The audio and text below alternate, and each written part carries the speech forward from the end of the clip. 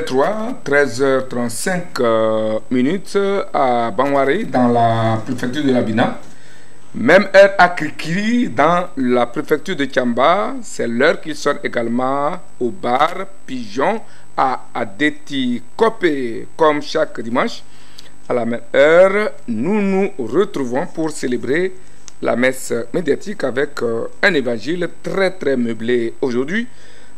Égrené avec Acha Ibrahim Lassidi du journal Temps Nouveau, déjà sur ce plateau, et nous attendons l'arrivée incessamment de Germain Essoana Pouli de Togo Réveil, à qui je vous prie de vous associer à moi pour souhaiter une amicale et confraternelle bienvenue.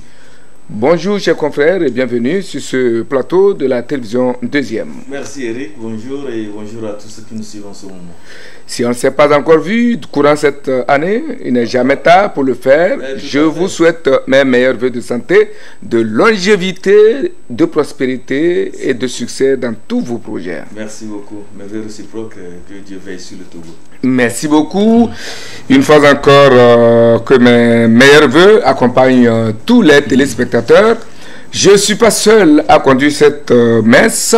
Je suis aidé des enfants de cœur, des personnes de Ibrahim Machi devant nous directement pour nous mettre, pour nous capter et remettre de l'autre côté à Alexandre Tchalim qui va nous distribuer sur tous vos petits écrans via vos antennes locales et YouTube et Facebook qui nous reçoivent et qui nous relaient à travers le monde entier. Coucou et merci à l'équipe technique donc qui va s'assurer, qui va assurer la relais ou le relais de nos images. Moi je suis Eric Tanandé, je suis plus à présenter le prince héritier de Pagouda, modérateur principal de cette messe. Comme vous le savez, le Togo, comme d'autres pays d'Afrique, est un pays de date historique.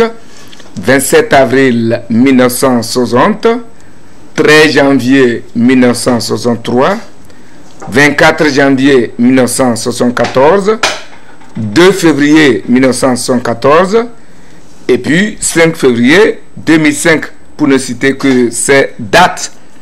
Nous allons nous intéresser en quelques minutes à la dernière date, c'est-à-dire le 5 février 2005, qui est l'actualité, qui coïncide avec le rendez-vous de ce dimanche. En effet,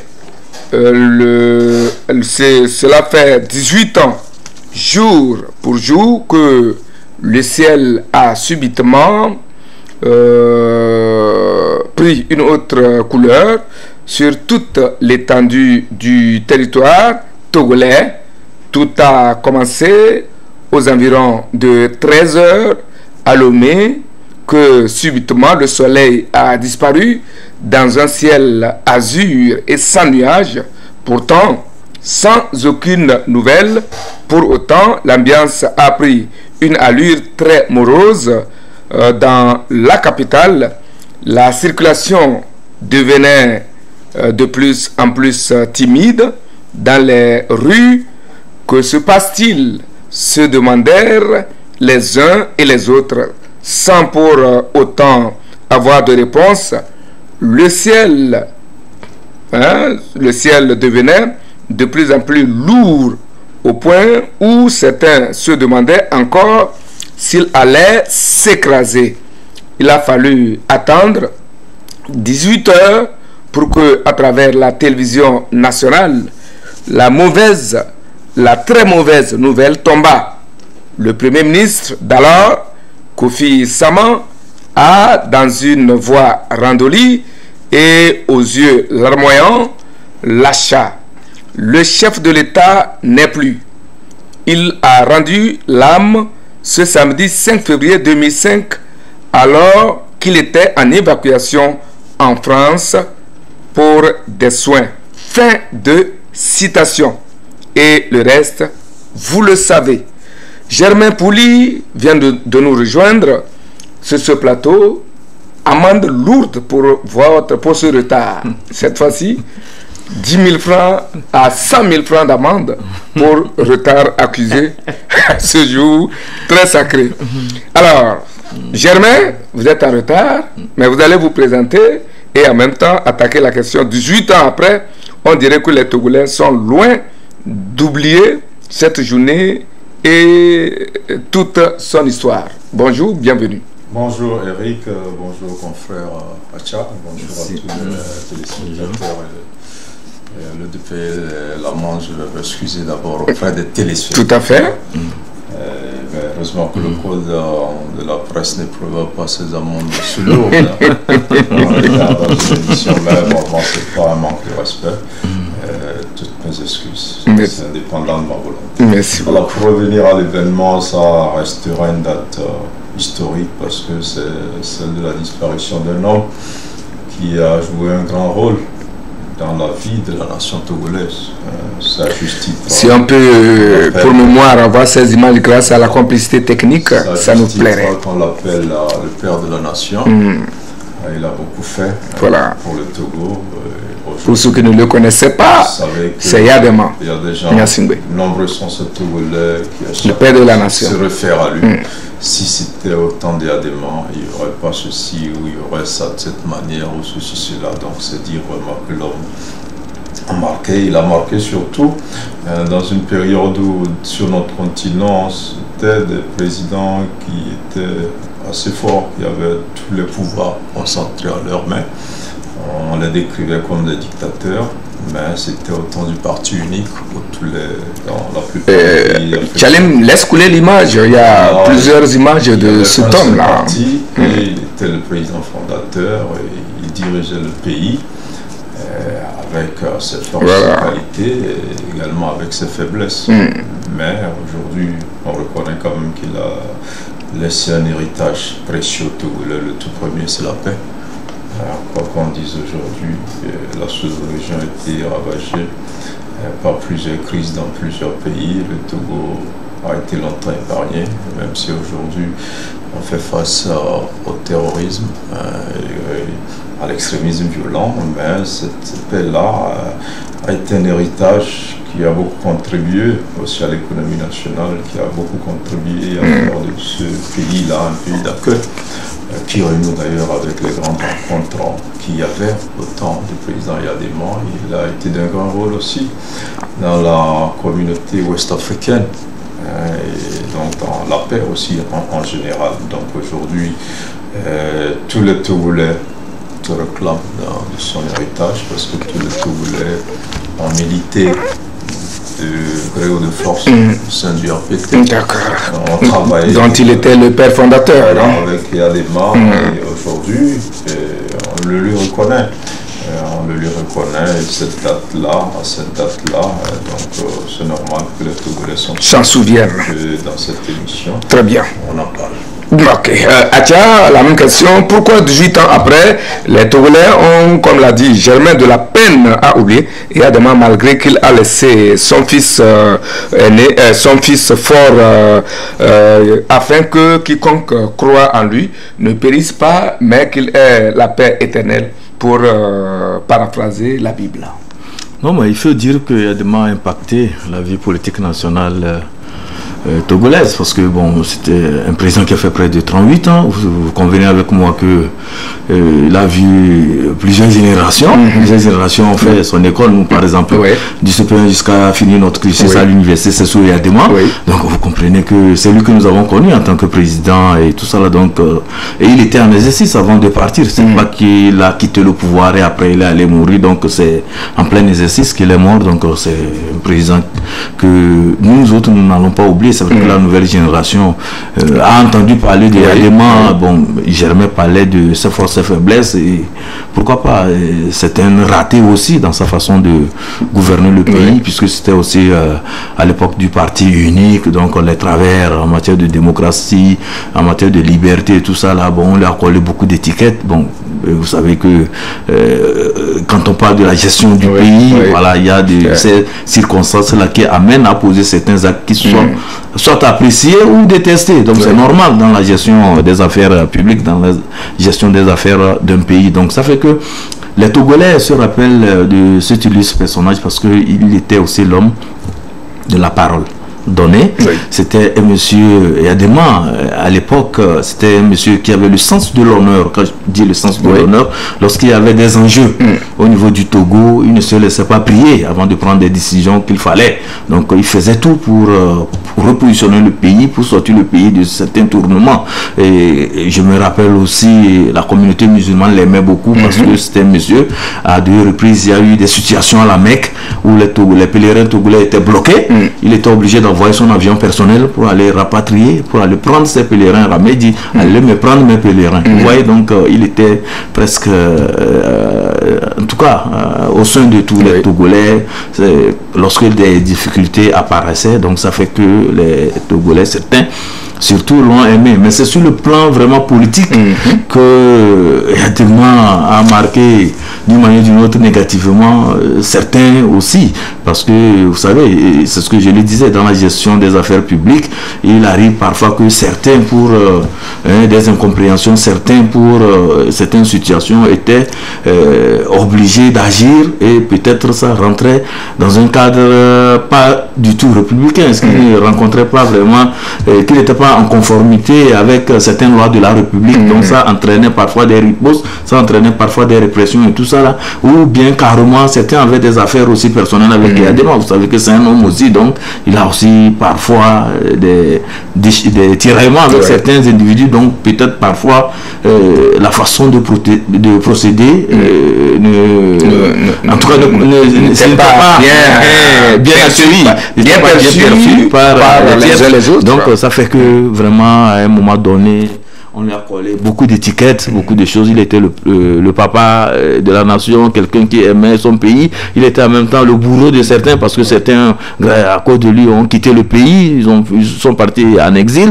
Mais il était aussi quelqu'un que la jeunesse adulait parce que lorsqu'il y avait des situations, comme je le disais tantôt, il arrivait quand même à trouver des solutions, à dénouer les crises, à trouver des solutions à des problèmes qui s'opposaient à la société. Bon, l'autre aspect aussi que nous retenons de lui, c'est que, bon, quoi qu'on dise, Yadema ne laissait pas faire. Il y a, quand on parle de la corruption, quand on parle des détournements et tout ça, là, c'est des mots qui n'était pas proprement parlé très usité au temps de Yadema, parce que les gens avaient peur du général, donc les gens ne prenaient pas des libertés avec des fonds publics. Lorsqu'il y avait un projet à exécuter, bon, vous voyez ça se matérialise sur le terrain. Mais bon, vous savez, en Afrique, généralement, quand il y a des projets, il y a beaucoup de choses. Vous apprenez ça sur les papiers, de belles littératures, mais quand vous allez sur le terrain, vous ne voyez pratiquement rien. Parfois, c'est des rafistolages, des raccordements, des choses qui n'ont même pas de sens que vous voyez sur le terrain. On vous prend des rapports dithyrambiques pour vous dire que les choses sont bien passées. Mais il y avait quand même le sens du contrôle parce qu'il y avait un suivi et à chaque fois il était l'homme le plus renseigné parce que parfois il descendait parfois dans l'arène. Oui, il allait dans l'administration, il était là. Et sur le plan culturel aussi, je pense que au moins au niveau des us et coutumes, c'est un monsieur aussi qui était très rattaché à notre terroir. Donc il ne badinait pas avec certaines choses. Bon, notamment la chefferie traditionnelle qui était bien logée dans sa politique. Il y avait aussi les fêtes traditionnelles, il ne badinait pas avec ça. Il aimait qu'il y ait beaucoup de gens qui se ressourcent à nos traditions.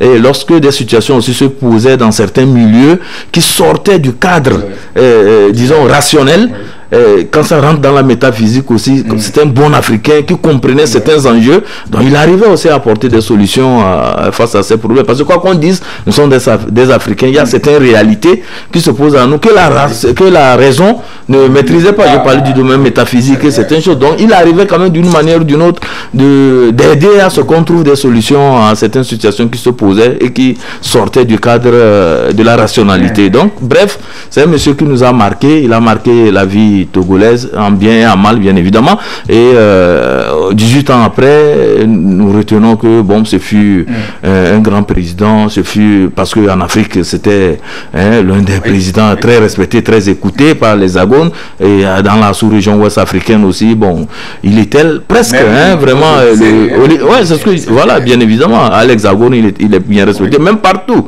parce qu'avec les autres présidents en Afrique, il était bien respecté, bien écouté, et lorsqu'il y avait des situations, il était presque le premier à prendre la parole, et parfois on arrivait à trouver des solutions aux problèmes. Donc c'est un patriarche, disons. C'est un patriarche, vraiment, et des témoignages plus élogieux encore, oui. 18 ans après, Germain... Ce qu'on devra ajouter, c'est que Adama est un militaire. On n'a pas beaucoup parlé. Il fait partie de cette race de militaires-là qui, partout en Afrique, ont succédé au premier régime civil qui sont nés après les indépendances. On a vu au Ghana comment l'armée a chassé un mouvement, au Bénin, comment les Kérékou sont arrêtés, au Mali, au Burkina. Donc, c'est une génération de militaires qui a pris le pouvoir dans plusieurs pays. Au Nigeria, on n'en parle pas. Voilà, donc c'est partout. Et donc, en tant que militaires, ils n'ont pas inventé ça. Ce sont les mêmes occidentaux qui nous ont revendu après la démocratie, qui ont inventé le parti unique pour dire qu'il faut faire en sorte de pouvoir amener le peuple à s'unifier, à être une vraie nation, parce que, vous savez, nous sommes des ethnies dans ce pays, et on a vu avec la démocratisation comment les partis sont devenus pratiquement des courants ethniques. Il fallait que tout le monde soit dans un seul creuset, et ça, c'est parti comme ça. Et en ce moment, on ne parlait pas de démocratie, on ne parlait pas de liberté, mais on parlait plus d'unité, on parlait plus de paix, on parlait plus de progrès, on parlait plus de développement. Et je pense que cette façon de diriger le monde a aussi permis à certains pays de s'en sortir un peu, jusqu'à une période où peut-être la mauvaise gouvernance, le non-respect des droits de l'homme ont amené les dirigeants occidentaux à revoir leur rapport avec les présidents africains et ailleurs dans le monde où, voilà, vous savez, aujourd'hui, par exemple, dans des pays arabes, il y a encore les rois et tout ce qu'on veut. Par endroits, en Libye, ailleurs, ça a été rectifié, des militaires ont pris le pouvoir et tout cela. Mais aujourd'hui, on passe à une autre étape, c'est celle de la démocratie, celle de la liberté de penser, celle de la liberté de parole, celle de la liberté d'entreprendre. C'est une forme de liberté dans presque tous les domaines. Et donc, quand on compare les deux époques, il y a forcément des avantages et des inconvénients, mais aujourd'hui, comme je le disais tantôt, il y a des moments où les Togolais reviennent toujours au temps des Adema, où ils disaient ça là ne pouvait pas se faire au temps des Adema, pour dire que ça avait ses avantages, même s'il y avait une sorte de liberté qui aujourd'hui est réelle et est vécue par les Togolais. Donc il a été un militaire qui n'a pas fait de longues études, mais qui a su diriger ce pays pendant plus de 30 ans, qui a su s'entourer des meilleures têtes, et qui a une vision pour le pays, qui voulait faire de notre pays la Suisse de l'Afrique, et très tôt il a commencé, et il a réussi à faire de notre pays le grand carrefour des grandes rencontres internationales jusqu'aux années de la démocratisation. Et on doit le lui reconnaître. Maintenant, il n'était pas, avec la démocratisation, ça a été un peu difficile. Vous avez vu que le Togo a eu du mal à accoucher de la démocratie, donc de 1990 à 2017, ça a été très long. Il y a eu plusieurs crises, tout simplement parce qu'on avait un militaire en face qui avait sa vision du monde. Et en face, il y avait plusieurs personnes qui avaient travaillé avec lui et qui sont devenus ses opposants. Et donc, les rapports ont été très difficiles jusqu'à ce que notre pays connaisse la rupture de la coopération, et le pays a été finalement remis sur la voie de la démocratisation avec les 22 engagements que Adema lui-même avait signés.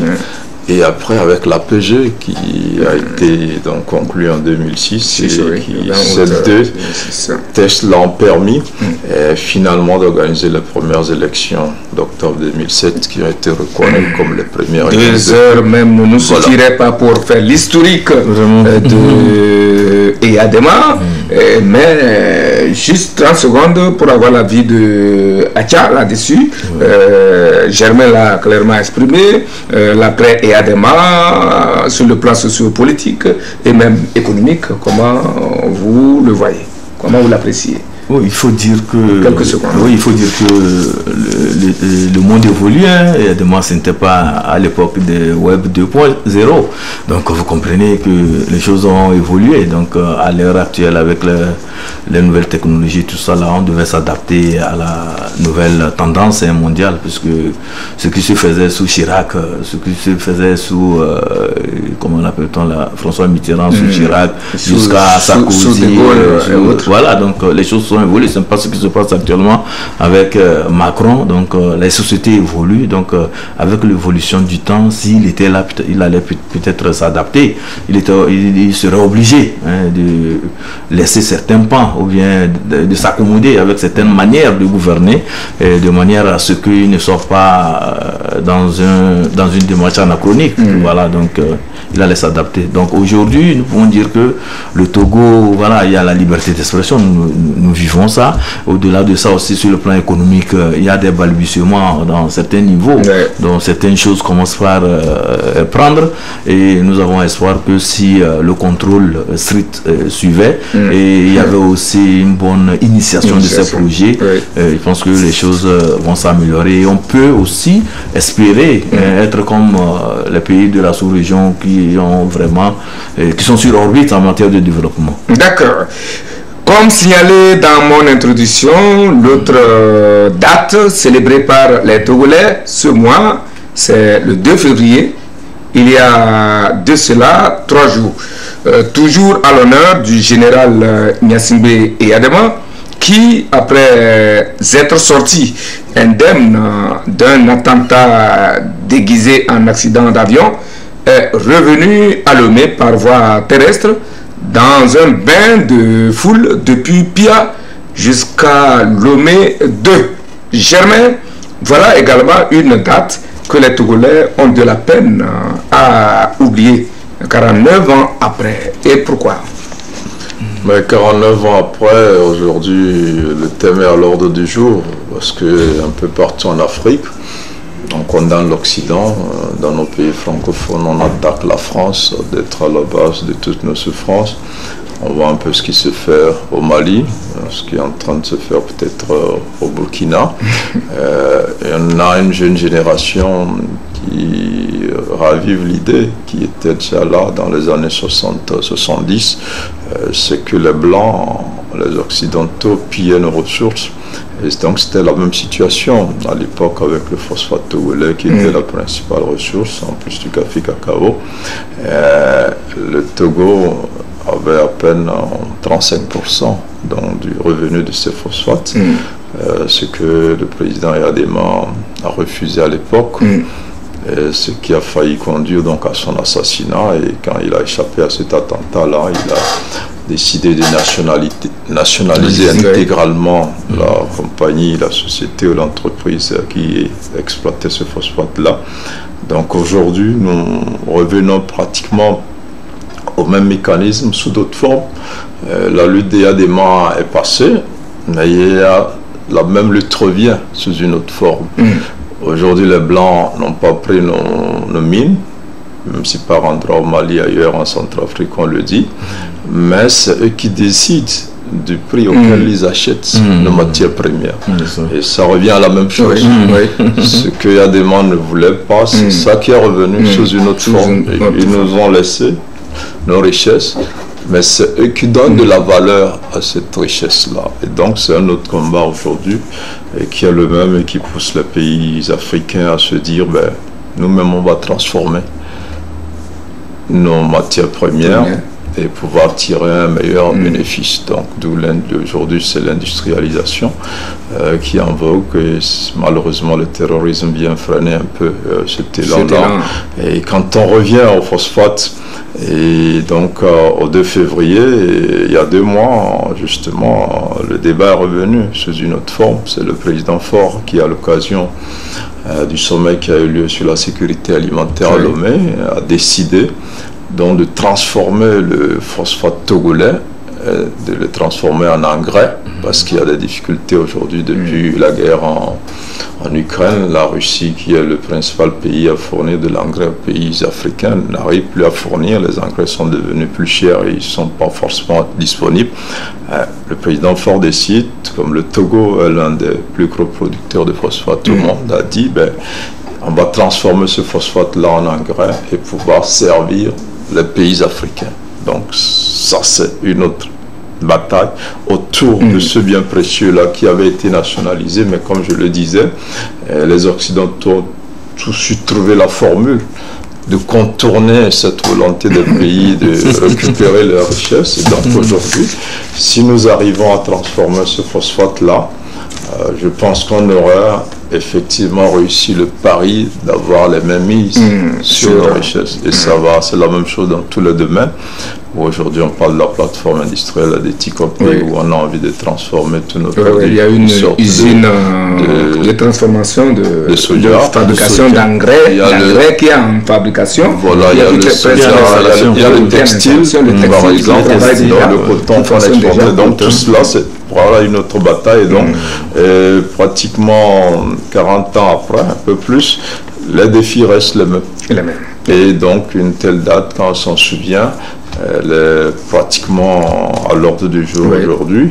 Le Mali a lancé le temps de façon peut-être assez trop musclée, mais dans plusieurs pays comme le Togo, des initiatives sont prises, des résolutions sont prises aussi pour contourner cette appropriation-là de nos ressources par les puissances étrangères, surtout occidentales.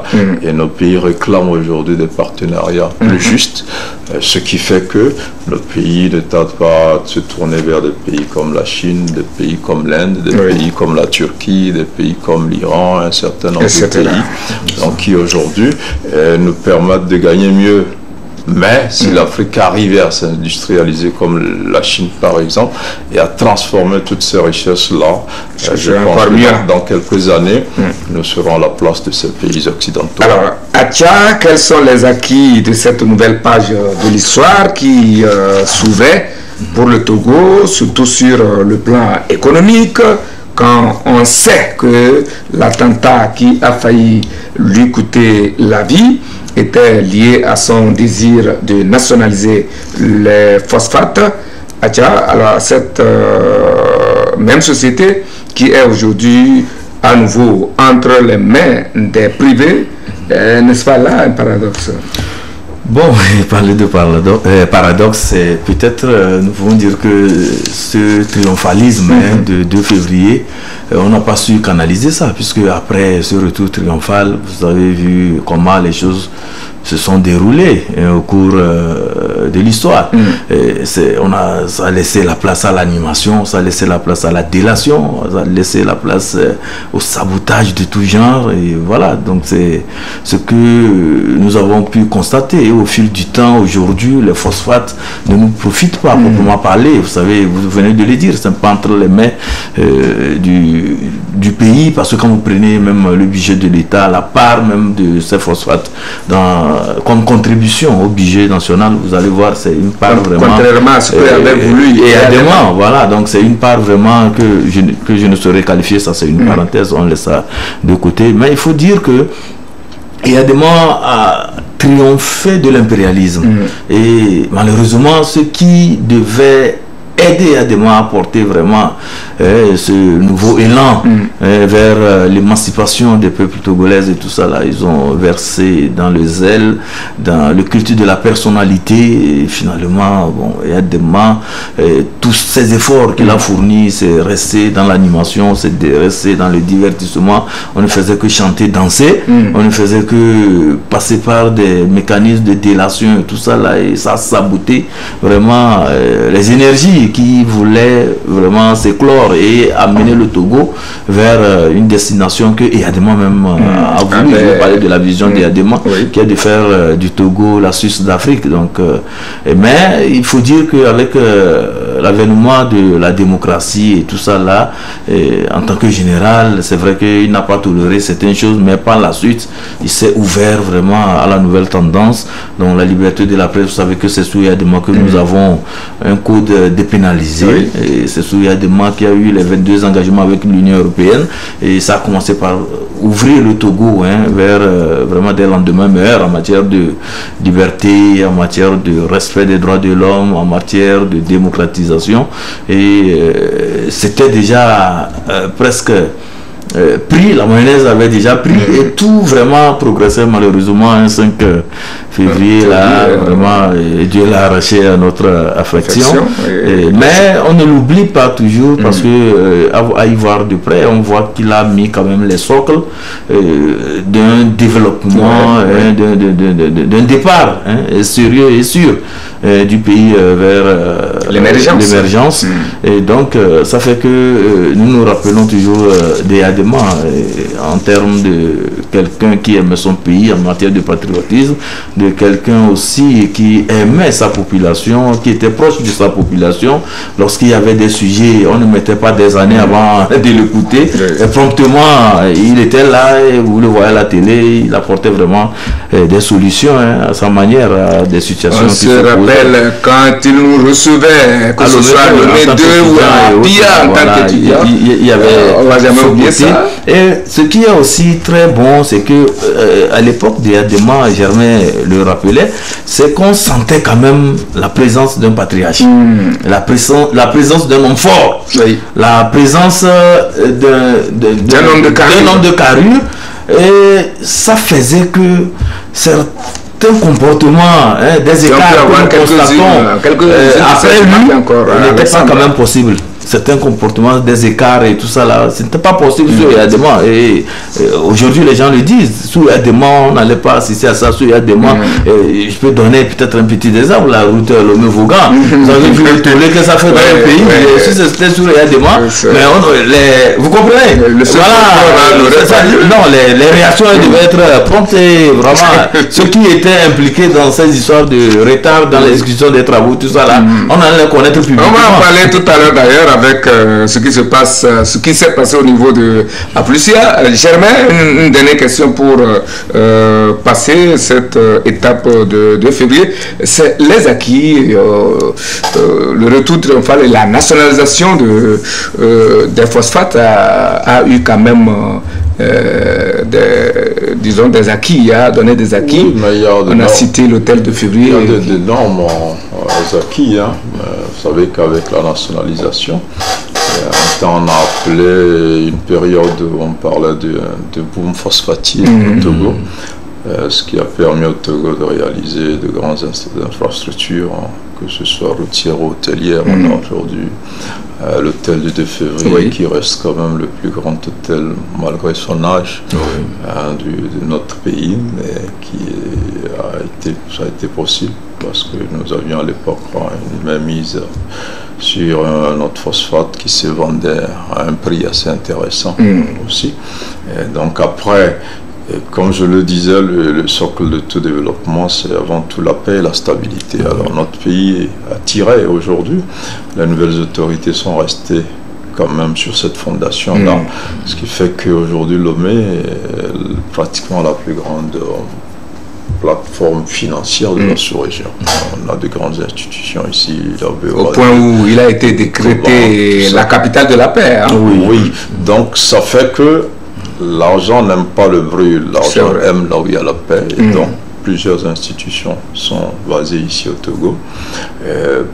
Les investisseurs aujourd'hui sont intéressés par le Togo parce que c'est l'un des rares pays où il y a la stabilité.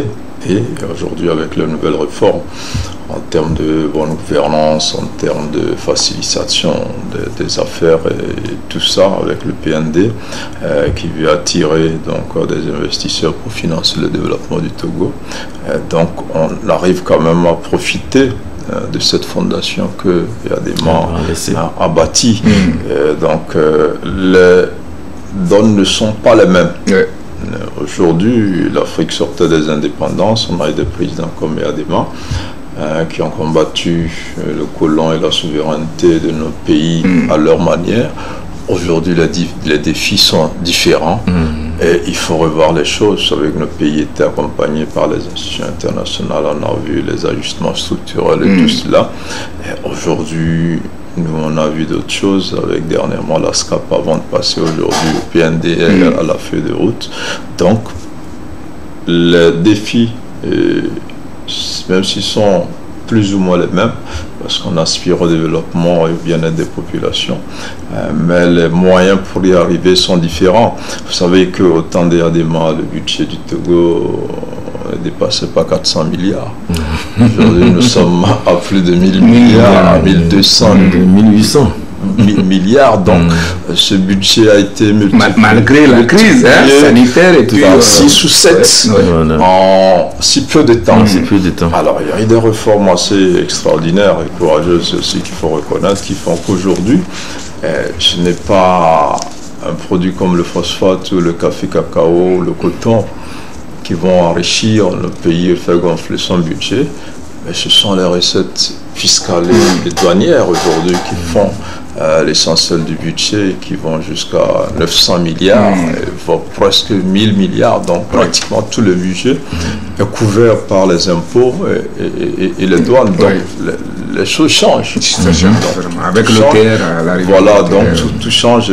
Je crois que c'est deux époques assez différentes, c'est deux façons de gouverner qui vont être différentes. En plus, aujourd'hui, des règles démocratiques, des règles de transparence et de bonne gouvernance, même si toutes ne sont pas respectées comme il est en train de le soulever, mais le pays est en marche et il y a aujourd'hui deux gouvernances assez différentes. Et on peut dire que le président actuel n'a pas la même force de caractère que le président Yadema, mais il a réussi des choses que Yadema aussi ne pouvait pas réussir. Tout à fait. À son époque, c'est de le reconnaître. Aujourd'hui, quand vous voyez ce qui se fait en si peu de temps, c'est vrai que la vie reste encore chère, le panier de la ménagère n'est pas forcément bien garni comme on l'aurait souhaité, mais il y a eu des réalisations assez louables, il y a eu des investissements énormes qui ont été faits, il y a une modernisation du pays qui est assez avancée, et donc aujourd'hui notre pays est en train de revenir en tant que pôle, en tant que dans la sous-région, et je pense que si on aurait su cette lancée avec ces réformes, ces efforts et ces succès qui sont quand même l'effort de tous les Togolais, parce que quand je parle aujourd'hui des impôts et des douanes, c'est-à-dire que les Togolais aussi contribuent beaucoup en payant leurs impôts et tout cela. L'administration fiscale fait des efforts aussi pour aller chercher là où on ne cherchait pas l'argent forcément avant. Donc c'est des efforts, comme le dit souvent le président lui-même, c'est des efforts de tous les Togolais aujourd'hui, c'est de pouvoir amener tous les Togolais à épouser cette vision et avancer donc vers le développement un peu en suivant le PND, la feuille de route. Donc ça reste un autre défi et avec une autre méthode, une autre façon de faire les choses. D'accord. Pourvu que le fond de l'assiette du panier de la ménagère connaissent l'impact de tout cela et que de temps en temps le Togolais vive de mieux en mieux. La diplomatie était également au rendez-vous de l'actualité. Cette semaine, le chef de l'État Fort Ezozna Nyasingbe était au Gabon où il a échangé avec son homologue gabonais Odimba Bongo. Pendant ce temps, le chef du gouvernement Victoire Tomega Dogbe recevait son alter ego du Burkina Faso Maître Apollinaire Kielem de Tambela. Qu'est-ce qui se serait décanté de ces rencontres de part et d'autre? Atia, votre journal a fouillé un peu, a été curieux. Oui, disons, au niveau du chef de l'État qui est allé au Gabon, vous savez, c'est une visite d'amitié d'abord et de travail. Donc le travail, c'est que lors de son séjour avec son homologue gabonais, ils ont eu à discuter de plusieurs sujets, surtout au point de vue africain et mondial. Vous savez qu'il y a beaucoup de sujets sur le plan africain, le terrorisme, les changements climatiques et tout ça là. Donc il y a eu des discussions autour de ça. Mais en dehors de ça, en matière de repositionnement de l'Afrique, de développement et tout ça là, donc le chef de l'État a eu à visiter aussi certaines initiatives prises au niveau du Gabon pour le développement. Donc ils ont une zone d'investissement spécial qui est comparable à ce que nous avons ici à Pia, la plateforme industrielle d'Aditokopé, donc où il y a beaucoup de choses qui se font, notamment dans la logistique, notamment dans l'histoire de chemin de fer, donc la réparation des engins et tout ça là. Donc ils ont aussi des secteurs aussi dédiés à la transformation. Et donc c'est quelque chose, bref, quelque chose comme Pia du Togo. Et donc le chef de l'État a visité la zone des choses d'investissement spécial, c'est ça, ZES Gabon. Et lors de son séjour, donc il a eu à visiter certaines choses, même procéder même au lancement de certaines activités au niveau de cette plateforme. Donc une visite d'amitié, oui, c'est des amis, et en même temps de travail, parce que les pays aussi, vous savez, dans le partenariat sud-sud, des pays aussi s'échangent des expériences. Et la preuve, lorsque M. Bongo était aussi arrivé ici, il était allé voir aussi la plateforme d'Aditokopé. Il a vu ce qui se fait là-bas, et donc il a eu aussi à visiter le data center, qui est, quoi qu'on dise aussi, un important outil en matière de développement et de digitalisation. Donc c'est dans, disons, dans cet ordre d'idée que le chef de l'État aussi, il est allé là-bas, et donc ils se sont rencontrés. Il y aura un partage d'expérience, il y aura des choses quand même qui sortiront de là, et j'ose croire que peut-être qu'au niveau de la plateforme d'Aditokopé, ce que le chef de l'État a vu de bon au niveau de la zone spéciale industrielle qui se trouve au niveau du Gabon, il peut aussi demander à ce qu'on procède à certaines choses ici aussi, donc qui vont forcément aider à la population, qui vont forcément plaire à la population. Donc c'est cela. Donc au niveau des chefs de gouvernement, notre chef de gouvernement a reçu son homologue du Burkina, c'est toujours dans le renforcement de la coopération. Donc les deux chefs de gouvernement ont essayé de discuter, voir éventuellement comment raffermir les relations entre le Togo et le Burkina. Et surtout que ces deux pays sont actuellement comme on le dit, dans le viseur du terrorisme, des djihadistes et tout ça là. Donc leur rencontre peut aussi amener à s'échanger des idées, à se dire certaines choses, peut-être pourquoi pas prendre des initiatives communes pour contrer le terrorisme qui bat son plein vraiment au Sahel et qui tend à venir vers la côte ouest africaine. D'accord. Germain, votre avis me plaît là-dessus, sur ce sujet. Qu'est-ce que vous... Oui, je pense que Ibrahim a dit l'essentiel. Donc le Gabon et le Togo, ce sont quand même c'est une longue histoire de coopération, d'amitié. Donc entre ces deux peuples-là, vous savez qu'il y a une forte communauté togolaise au Gabon depuis les indépendances. Beaucoup ont trouvé au Gabon une opportunité réelle dans plusieurs professions, que ce soit l'enseignement, que ce soit l'artisanat, un certain nombre de choses. L'expertise togolaise est très sollicitée. Ici au Togo, plusieurs étudiants gabonais font leurs études ici. Et puis les deux présidents sont liés. Le précédent président Yadema Bongo aussi était lié. Avait fait pratiquement le même nombre d'années à la tête de leur État. Il a été des doyens.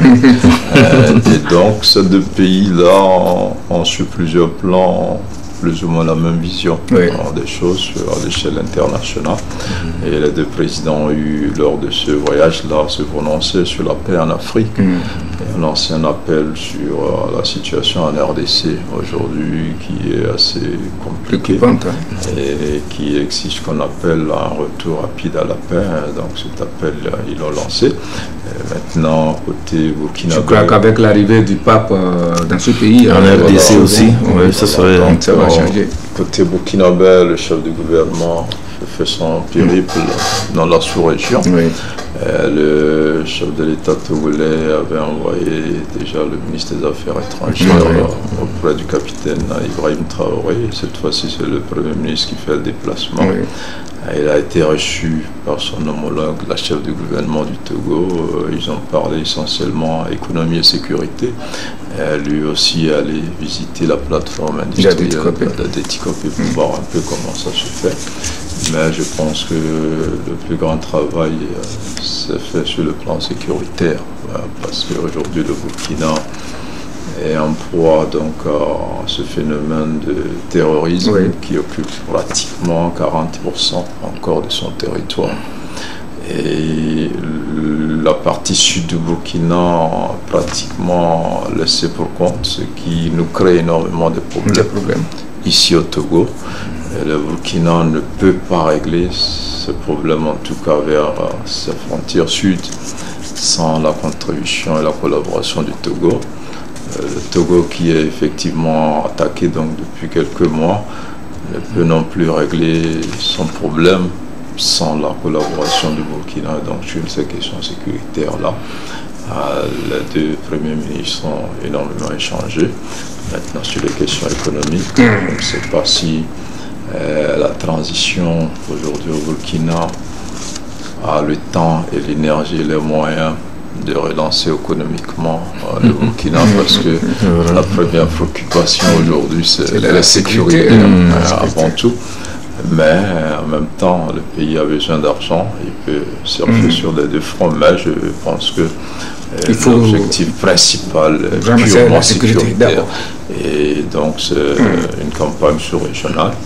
Et après, dans le Togo, le Premier ministre burkinabé s'est dirigé vers le Mali, où il a apporté un autre message aux autorités maliennes. D'accord, tout ça à saluer, parce que fort on est fort. Ensemble on est fort. Vraiment. On croyait l'affaire oubliée dans les tiroirs de la médiation ou de la médiatrice.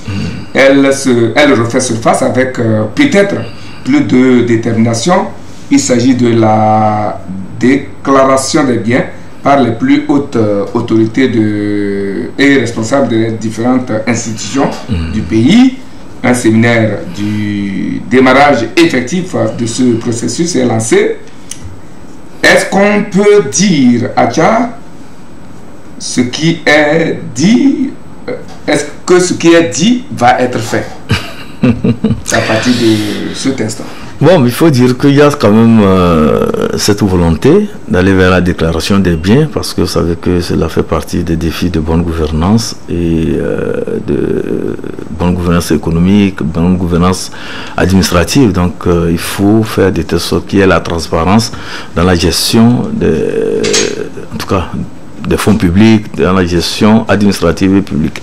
Et donc, par rapport à ce défi, il y a quand même cette volonté, et surtout, c'est l'instrument qui est, disons, adapté dans ces histoires de transparence et tout ça là, c'est que tous ceux qui sont à des postes de responsabilité donnés, tous ceux qui sont à des pôles de décision où l'argent sort et l'argent rentre, ils doivent déclarer leur bien, de manière à ce que lorsqu'ils seront en fin d'exercice ou de mission, on puisse savoir si se sont enrichis de façon illicite ou bien si entre-temps ils ont pris des libertés vis-à-vis des fonds publics. Donc au fait c'est l'objectif visé, poursuivi par la déclaration des biens, et puisque le Togo s'inscrit dans la transparence, le Togo s'inscrit dans la gestion orthodoxe des deniers publics, ou bien dans la gestion disons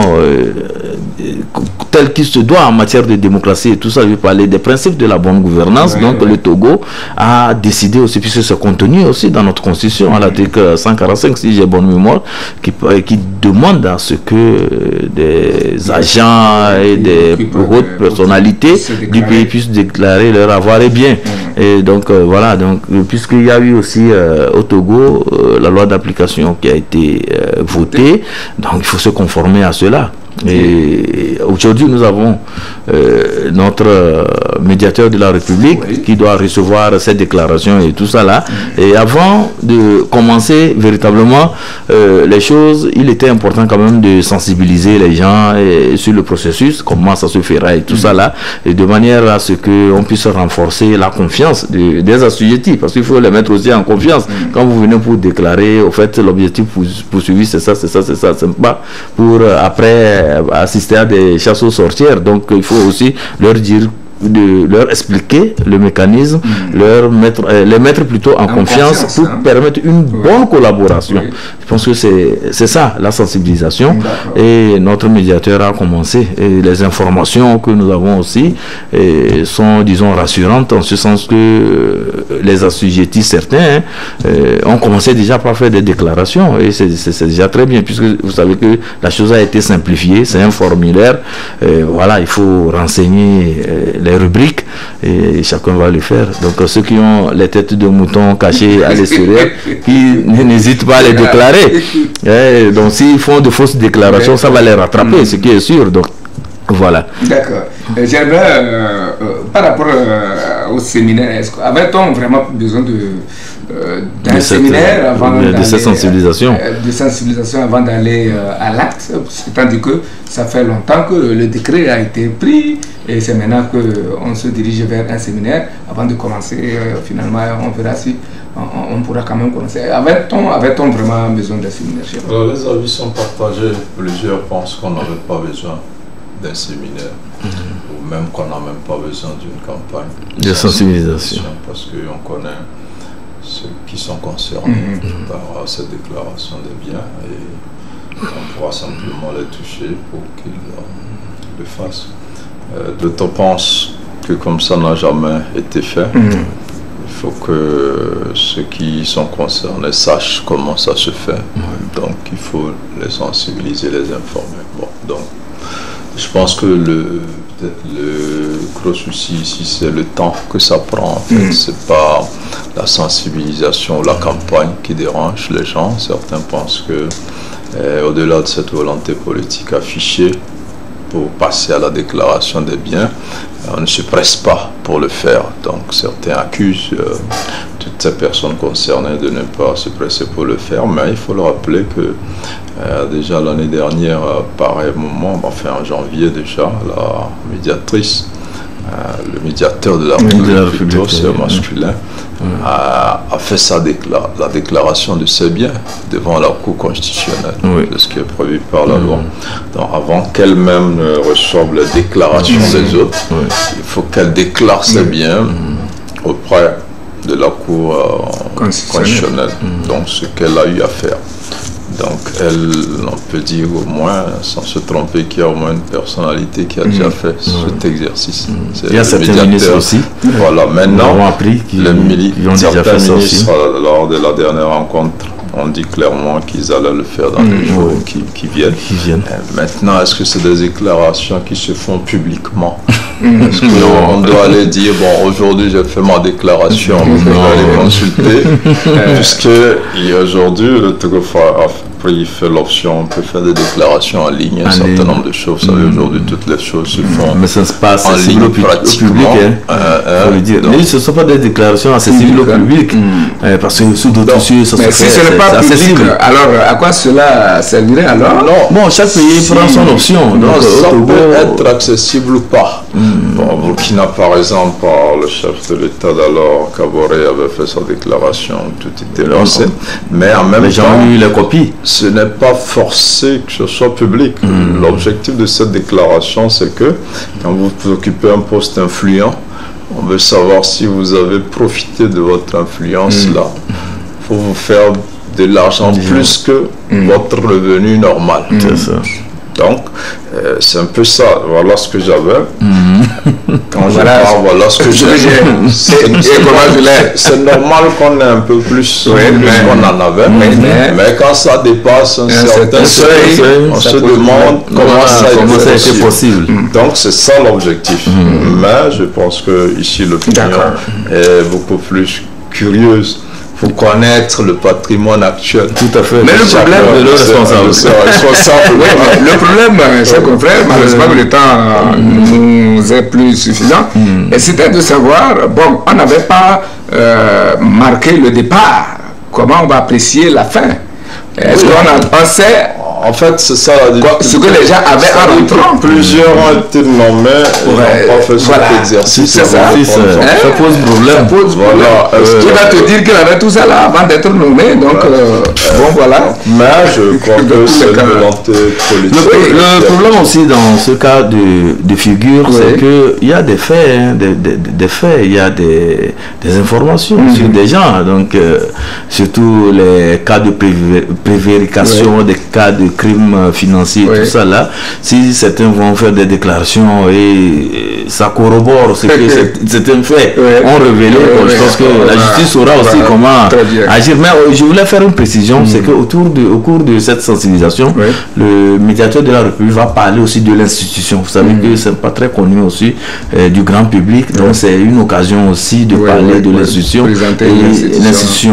et de dire aussi aux Togolais que l'institution est accessible. On peut saisir cette institution lorsqu'il y a quand même des plaintes et réclamations des citoyens vis-à-vis de l'administration. Il paraît qu'à la liste de la catégorie des personnes déclarées s'est ajoutée une autre, est-à dire Germain Pouli et Atia Ibrahim, en tant que patron de presse que vous êtes, vont eux aussi, sinon vous aussi déclarer vos biens. Si nous l'avons appris et nous étions très honorés, ils sont très contents parce qu'on nous a mis parmi les grandes personnalités du pays et c'est vraiment à notre honneur.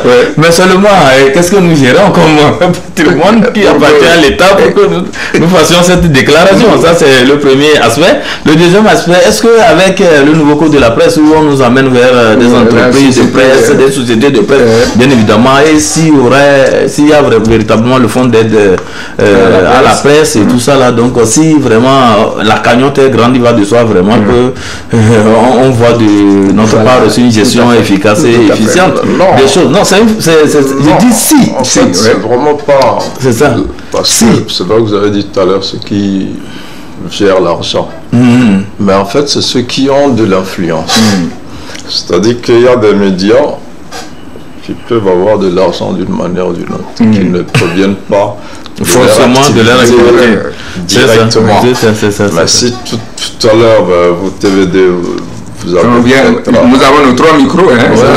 Vous déclarez le milliard, par exemple. Nous avons 2 milliards. 2 caméras témoins ici. On regarde que vous n'avez pas de publicité. Vous avez les 2 millions. Est-ce que vous avez rendu service En tout cas, moi, je suis un complément d'objet indirect ici à TV2. Je n'ai rien à déclarer, sauf ma petite moto. Alors, vous voyez qu'il ne veut même pas tout déclarer. Il n'a pas pris la moto. Il a caché les grandes choses. Ok, c'était pour faire un peu d'humour. On va finir avec ce sujet. Alexandre va nous accorder 5 minutes pour pouvoir parler de ce sujet très important à mon avis. Des changements continuent d'être opérés au sein de notre administration publique. Fort et Sosmena Nyasimbe continue son opération de salubrité publique dans son administration, l'opération que j'appelle opération administration propre. Il vient d'éjecter M. Wiao Essohana de la tête de la Aplusia et remplacé par Maître Abba Kemela Balo, c'est un Louba de chez moi, magistrat de premier grade, précédemment directeur général du groupe intergouvernemental d'action contre le blanchiment d'argent en Afrique de l'Ouest. Du côté de la SALT, c'est le colonel Nyamalata depuis longtemps à cheval entre l'Agence nationale de navigation aérienne ANAC et cette société qui est prié, lui, de l'accéder à un autre qui va gérer à plein temps en qualité de directeur général titulaire, puisque l'ATA n'était qu'un intérimaire.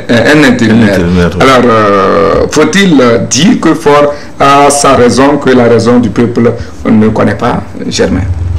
Non, bon, vous savez que depuis un temps, on assiste à plusieurs nominations, à des départs, à des entrées, à plusieurs postes, que ce soit au sein de l'armée, que ce soit au sein de l'administration. C'est plutôt une bonne chose. Donc, on voit les gens se succéder. Et puis, bon, on sent qu'aussi certains partent à la retraite aussi, il faut le dire. D'autres sont jugés par leurs résultats. Et donc, s'ils ne sont pas assez efficaces, donc ils sont remplacés. Donc, c'est une bonne chose. On ne peut que l'apprécier, espérer que ceux qui ont la confiance du chef de l'État, qui occupent nouvellement les postes, soient à la hauteur et que leur travail profite au pays et satisfasse celui qui les a nommés à ces postes-là. D'accord. Acha, vous attendez-vous à un changement dans le fonctionnement de cette institution longtemps décriée, du moins par la presse? Je parle de la plus. De la plus, oui, bon, ça dépend aussi de la mission assignée à cette institution. Donc, si on change la tête et on donne encore des consignes pour que les choses se fassent de façon beaucoup plus efficace, je pense que ça serait bien dans la lutte contre la corruption.